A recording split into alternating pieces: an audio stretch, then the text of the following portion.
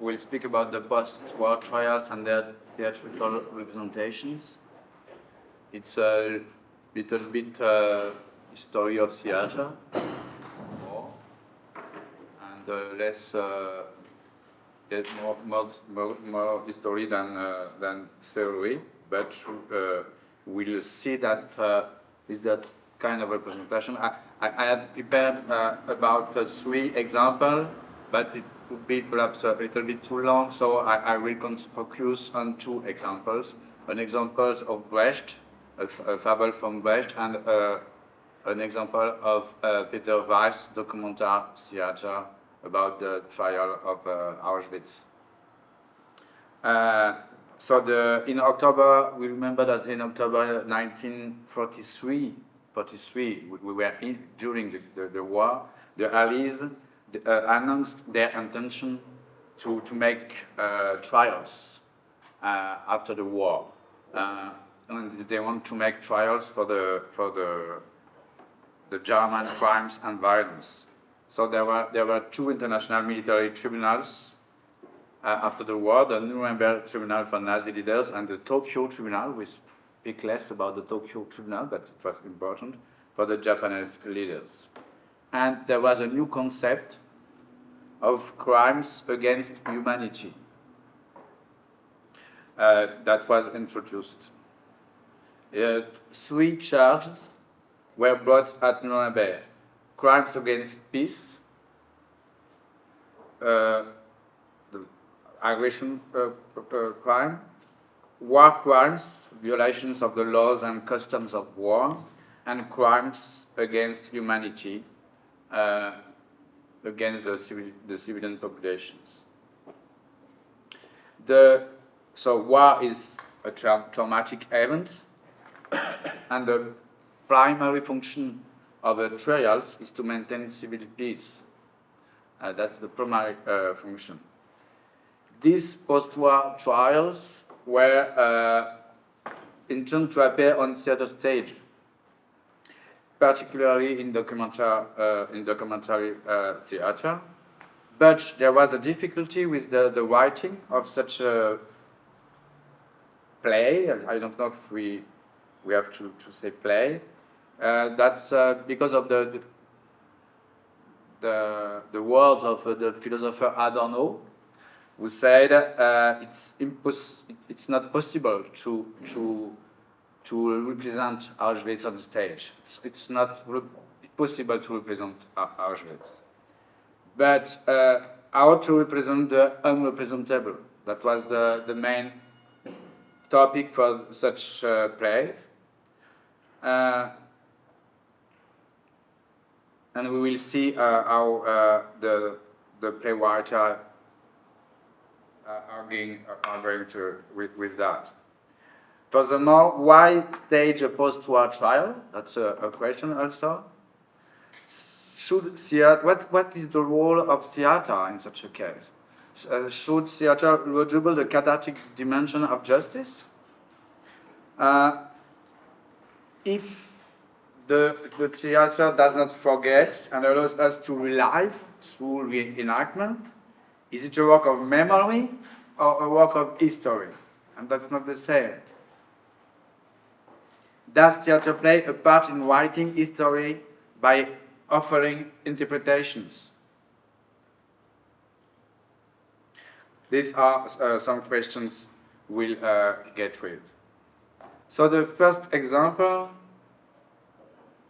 I will speak about is the Bertolt Brecht theater play. The name is The Caucasian Chalk Circle. It's a fable. Somebody knows the topic of the play? You can recount it for us, Masha. Great. I'm not sure if I'm mixing it up. Is it the play where? Okay, I don't want to spoiler the end, but is it where 2 mothers they? Yes. Okay. At the end. At the end, that the Solomon judgment. That's at the end. Okay. Yeah. So okay, then I remember the play, but not all of it. Okay, but the main thing is that at the beginning there is a kingdom who is collapsing, and another kingdom is established. And we follow the story of a woman, Grusha, who was a servant in the first kingdom, and who saved the boy, the son of the first Königin. Queen. And she had to live a lot of adventure that we can live after a war for a woman. She had to feed herself and the boy, and she had to be careful with all the men and so on. She is always in danger, but she succeeded in saving the child. And there is many trials in the play, because the new regime, the new kingdom, is installing a new justice, a little bit like Nuremberg. That's not by chance that he wrote that. And for the new justice, the new regime take a man from the street, an ordinary man. And we can see on the picture, the man who was hanging is the judge before, from the kingdom before. And the man who is sitting on the chair is sitting on the civil court, is the new judge, Asdak, an ordinary man. And we will see through the play that the new ordinary man is judging well and more well than the first one. Okay, the citizen justice is more just than the legal one. And at the end, he has to judge the problem of the mother who saved the boy, and the body mother who want to have the boy only because he is the heir because at the end the first kingdom is coming back, and he is the heir of the first kingdom, and she wants to get the boy in order to be the queen. But the Asdak will ask the judge, and it will be a little bit like in the Solomon judgment. So he's sitting on the civil court. It's the question of the legitimacy of justice, of course, that Brecht is asking us. It's like a carnivalesque reversal, if you want. A man of the people dispenses justice in the place of the professional justice, of the professional judge. But, as we said, that kind of justice is more just than the professional one. That's the paradox that Brecht shows. It's a way for us to introduce the citizens' tribunals. And what is interesting, the persecuted judge, Asdak, the persecuted Asdak, will judge their judge, their own judge from before. That took place in 1933 in Brandenburg, in 53, 53, sorry, 53,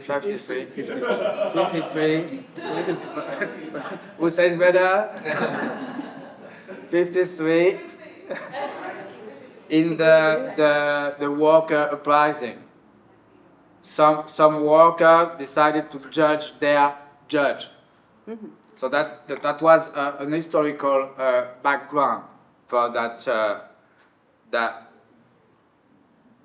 And it's a clear reference to Nuremberg, because in the Nazi time, the Nazis were the judge. And at Nuremberg, the Allies judged the judge. And Brecht shows that a mock trial can have real consequences in its play. For Brecht, that's what will be my last remark about that play. That's the role of the theater, to represent the real justice. Theater is there to teach us to judge, not as professional judge, but with our consciences. It's the didactic function of theater to judge properly. And it's interesting because for Brecht, he used the Nazism parable, but he was in GDR, and implicitly he spoke also about GDR, of course.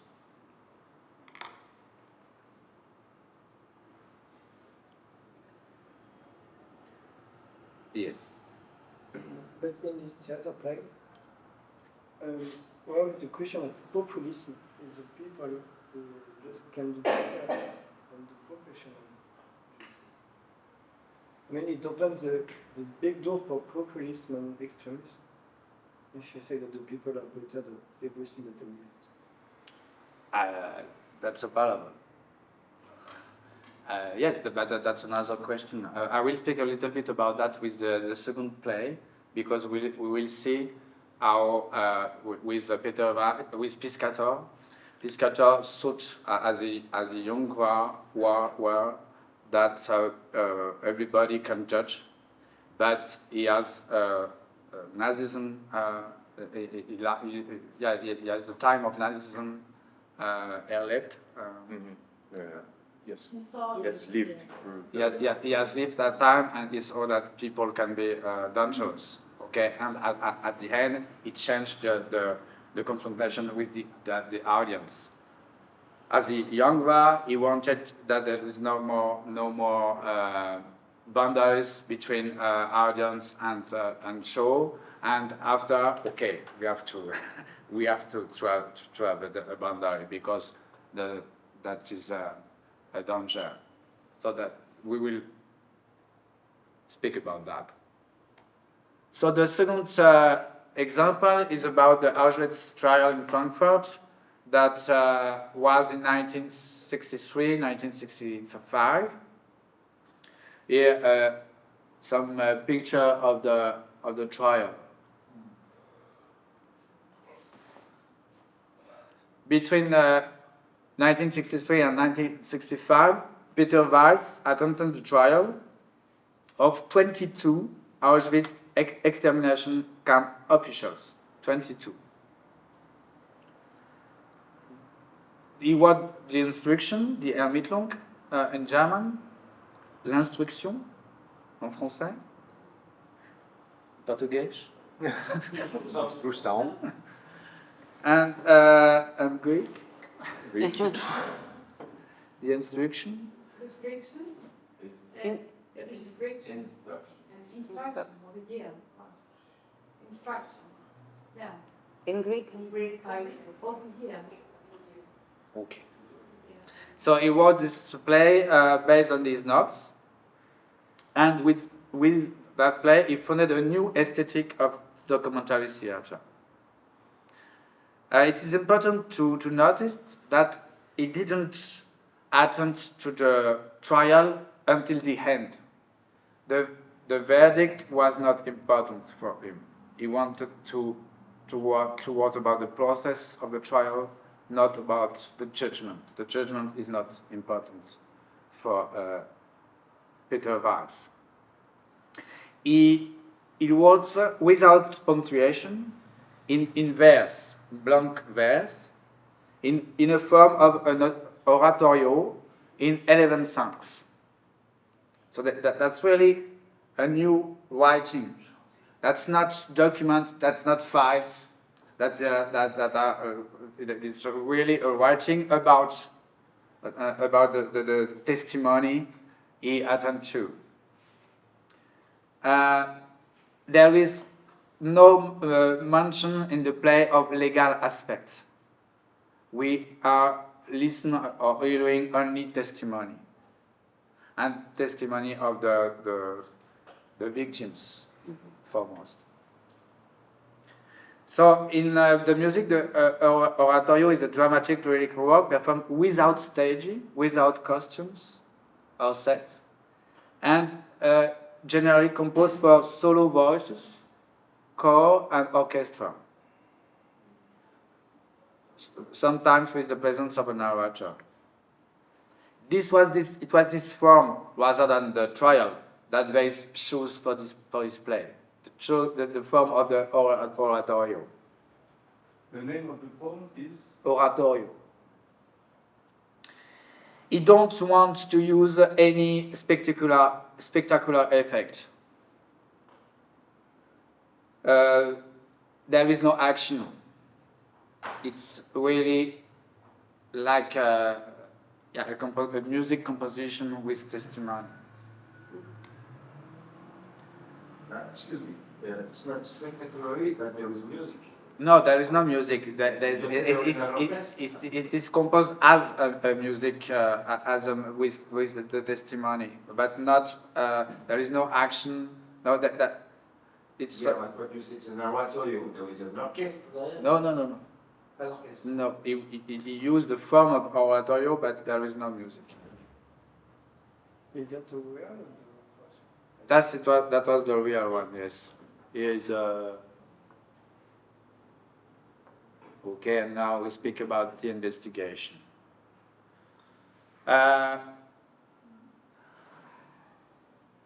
So he was facing the question.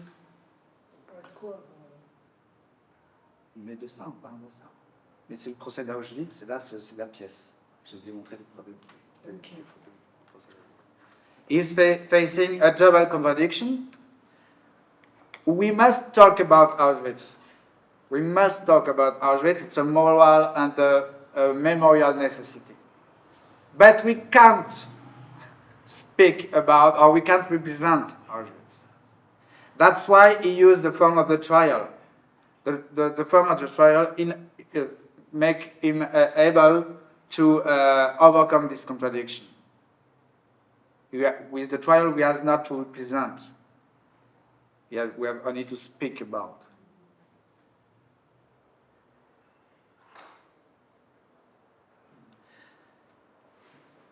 It's not a collage or a sampling of the trial works. He make a real work on writing. For example, in his play, there are only 3 people who represent the court, and in the reality, there were 27 magistrates. He represents neither indictments nor pleas. That belongs not to the play. He retains only 9 witnesses, and there was 100 who spoke at the real court. On the real Frankfurt court, there was 100 witnesses who spoke, and it retains only 9. 100. Okay. Just to make sure to understand, he took out the defense and the prosecution. Yes. That is not for him the interesting. The interesting are the testimony, and the audience will be defense or prosecution. One question, and they were all real witnesses? Yes. From both sides, or they were only from one side? No, from both sides. They were all real? Yes, of course. Yeah. There is absolutely no fiction. No fiction. Okay. no fiction. Only the words they said in the trial. He took it and he wrote about that. So now I will speak about three, and that was the aim from today. Three staging of the play at the time. The first one was in Stuttgart, a Stuttgart staging, and that production, by the way, downplayed the Jewish identity in order to emphasize the collective national story. I tried to the Jewish identity was not present on stage. That was a collective story. The same actors played the witnesses and the accused in order to show, and that why casting is always a political question, in order to show that we are all potentially victims and executioners. That was Auschwitz is seen as an anonymous mass murder where everything is interchangeable. It's a system in which human beings are nothing more than pawns. What is precisely the logic of the defense of the Nazi at the Nuremberg trial? We are not responsible, we are only pawns in a system.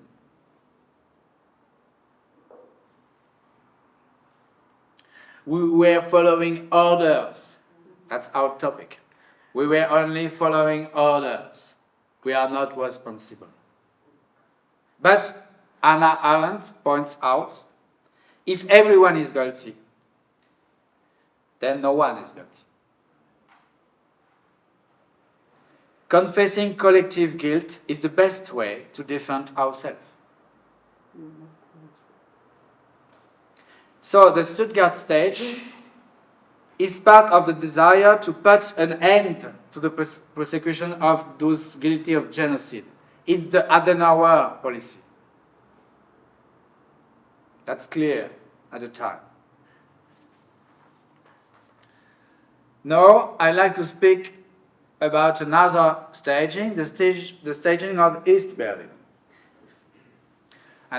And the staging of East Berlin was absolutely another one, but they also downplay the Jewish identity, eliminate the Jewish identity, to emphasize the collective national history. But this time, the aim is to show how East Germans are all anti-fascists. They are, this is the myth on which East Germany was built as anti-fascism state. As a result, excuse me.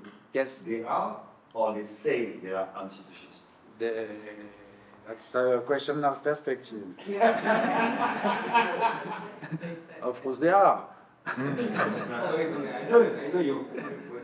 No, they say, of course, but Masha. But I mean, what you can say as a fact is that the politicians in the beginning of the GTR, that most of them, they were like in the high positions. They were all anti-fascists. Most of them were in concentration camps or in exile during the war. But of course, you cannot say that for all society, because I mean, they all lived during Nazi time, and many of them, of course, were involved or in the Nazi party and things like this. But the people in the high political positions were not Nazis. That's exactly what I had to say. The casting was made with the elite of the GDR time, because it was all people they have lived a concentration camp or was in exile as a communist and sometimes as intellectuals, Jew intellectuals, and so on. So they represent for themselves the victims of the Nazi. They were the victims of the Nazi. And so this staging don't want to emphasize the Jewish identity, but the communist identity. It was broadcast on the televisions, and it was used to show the West Germany that they were the bad. We are the good on the good side, because you were and you are always Nazi. We can say that. But there were a little problem with the play, and they had to cut some pieces of the play that was not totally correspond to what they want to say. For example, there was in the play reference to escape attempts. Some people who attempt to escape from the concentration camp. Escape attempt was not a good thing to speak with. There was reference to the complicity of masses. That was not a good thing to deal with. There was reference of political repression, of torture, of denunciation. All those were removed from the play in order to show a play that was really corresponding to what they want to say. Because that's clear, it was two forms of totalism, and when it was not total overlapping, sometimes then it was overlapping, and it has to be total separate. So Stuttgart and East Berlin are two distorted perspectives to eliminate the racial issue. Now the third one, so this were Ernst Busch. So Peter Weiss was in none of these three, was not present and was not... He was present in the third one. The one you... The one I will speak talk now. about. No, yes. Okay. So he didn't say he was okay with the first two ones who were... At the same time, I don't remember exactly, but at the same time, it was a big event, and in East and West Germany, there was 12 staging exactly at the same time of the piece. So he didn't see all of them. But he had worked with Piscator, the next staging I will speak about. Just for precision, this aspect of taking out Jewish specificity, meaning the Jewish specificity was present in Peter Weiss' text already. Yes. They had to cut and adjust things. No. That's what a reproach some people made to Peter Weiss.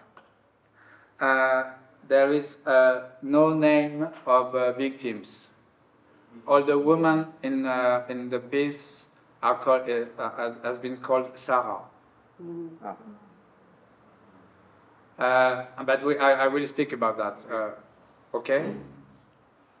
But the Jewish identity was, of course, in the piece, but I will speak about it. So now the staging of Piscator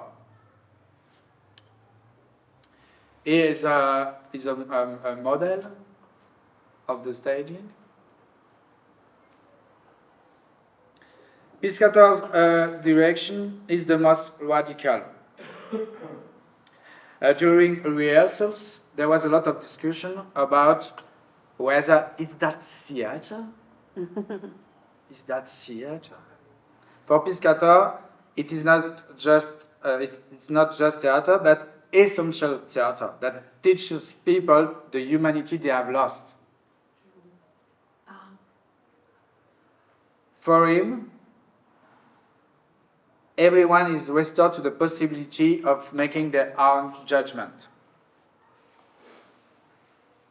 And there is a I don't know if did you read the play, the investigation? It's absolutely unsupportable, Unbearable. unbelievable to read because the testimony are so okay. It's really hard, and the difficulty of hearing this play because of the horrors is part of its strength. That is the strength of the play. We have to be confronted with that. He refused to be applauded at the end of the play. No applause. We can't applaud at the end. And for him, catharsis is not possible. Not possible at all. Neither through the trials, neither through the theatrical representation. That's really important. Now, let's return to the question of the casting. The question of the casting, as I said, is really a political one. Who should play the Auschwitz survivors? When we want there is an identification from the audience to the characters, then it must not be Jewish people. It must be non-Jewish German actors to help the audience to identify with them. Or the other question, the other alternative for Piscator, should they play by Jews from Eastern Europe to accentuate the ethnic and religious difference? In the trial, the majority of the witnesses were not Jewish by force of circumstance. There were many people who had worked with the accused. In the play itself, only the defendants have proper names. The word Jew is not used, which has earned Peter Weiss a great deal of criticism. In particular, he has been accused of bringing the genocidal question back into the play and favoring an anti-capitalist Marxist reading of a racial war. That was the question. Is the Second War a capitalist war or a racial war, and so on? The names of the Jewish women are Sarah, as the Nazis did. As the Nazis did. What do you mean? All the Nazis called the Jewish woman Sarah. To mark the erasure of the individual in the camp, who is no more than a number. In a camp, you have no more identity. You are a number. He wanted to show the continuity between the treatment in the camp and the treatment in the court. For him, during the Frankfurt trial, he wanted to critique the trial. Because in the trial, that's true that the judge didn't listen really to the Jewish witnesses. They were listening to the accused. When you say he, you mean Peter Weiss or Peter? Peter Weiss. But he worked with Piscator. Piscator was the only person to specifically seek out Jewish actors for his production. That was a casting choice. This is important and significant. At the same time, some people were criticizing the fact that Jews could judge or testify as judge and jury. We can't be, that was the logic, a judge and part. So that was a paradox. But Piscator sought to show a form of persistent anti-Semitism in post-war West Germany. And the trial for him was an example for that, of the persistent anti-Semitism, persistent anti-Semitism. So, for the costume, but I will talk about that a little bit. But that was the costume of the victims, and every victims had the same costume of the Jewish, but it's an anonymous costume. So the problem was, if the Jewish person plays, some people in the audience say that it can be a lie because they are part of, they are not neutral. And on the other hand, the same critics praised the choice made in Stuttgart, where everyone can be judge, can be victims and murder. Okay, that's typical from the logic of the attempt to put away the question of the Jewish people. So Piscator emphasized the Jewish identity without marginalizing the testimonies. He didn't want the audience to identify with the victims of the Third Reich. That was a clear volunteer from him. Unlike the Stuttgart production, Piscator, and that's the most important, emphasized that the fact that you don't become an executioner or a victim by chance. That's not true. And you are not, I'm thinking about the facts in France. So that's not by chance that Naël is coming from the immigration. That's clear. And that's what Piscator wants to insist on. But the danger, the other danger, of course, as seen by Hannah Arendt, is that of setting Jews apart, special specimens of humanity, which can lead to another form of anti-Semitism. When you say that you are not the victims by chance, you say but you are apart then. So that's another danger. And a third danger that have been seen by Adorno and Benjamin is, of course, the aesthetization of suffering. To turn suffering into a spectacle and into an aesthetic pleasure. So this was the many contradictions that Piscator had to deal with. To emphasize the centrality of the Jews without making them into special specimens. To provoke the solidarity of the audience without making them identify with him. To turn the trial into a theatrical performance without transforming suffering into aesthetic pleasure.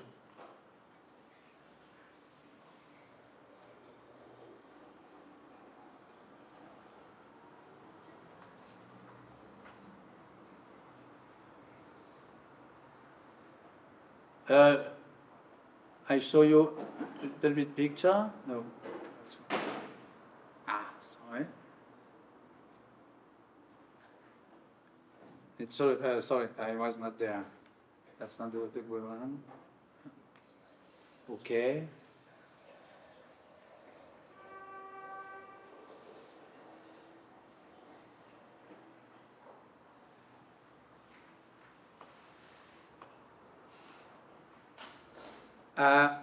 In the picture, I'd like to. Oh, not there. Sorry.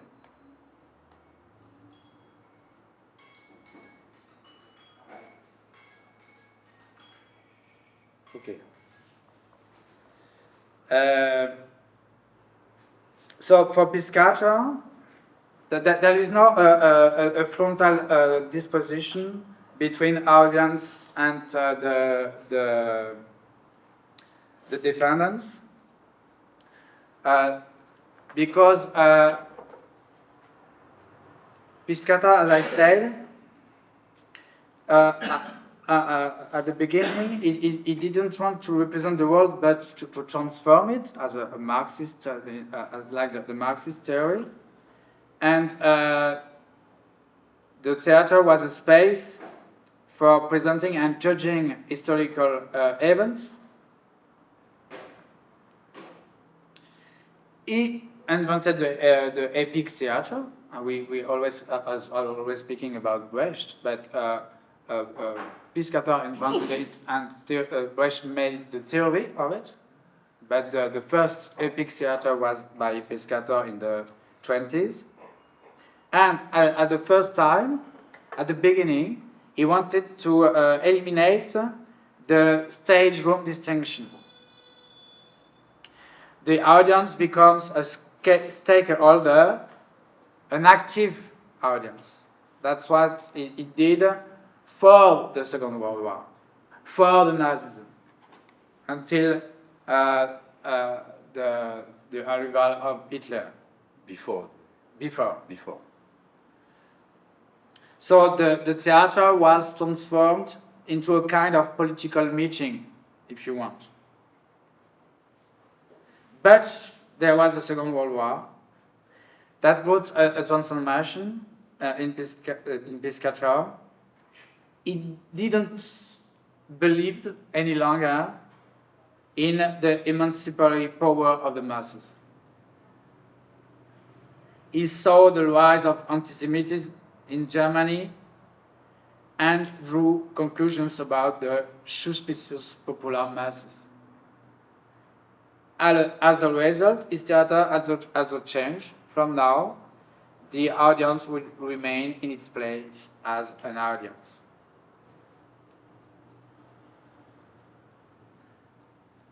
And it was the capacity of the theater as theater that showed prompt reflection.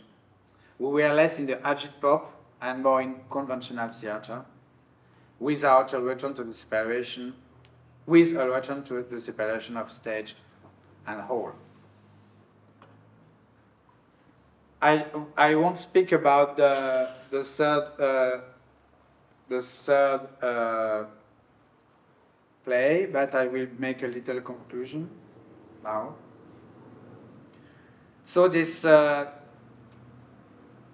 allows us to examine the two plays which are emblematic of the post-war trials and the issues involved in staging, of course, of the plays. Nothing is insignificant in the choice they made. Everything has a signification, whether in terms of the writing of the play themselves, the stage layout, or the casting. Everything has a strong political stakes. For example, the writing degrades the stakes by choosing to focus either on the Jewish question, making the racial question as a central issue, or on the responsibility of industrialists, for example, to denounce capitalism, or on the political system to exonerate individual responsibility. The staging, first through the casting and then through the set design, only serves to reinforce these major issues. Casting is a political issue, as is the set design. Aesthetic choices, such as the question of realism or the use of video, carry strong philosophical and political implications. Theater, particularly when it deals with historical trials, raises fundamental questions that are fraught with meaning and stakes. This makes the spectator's critical task all the more urgent.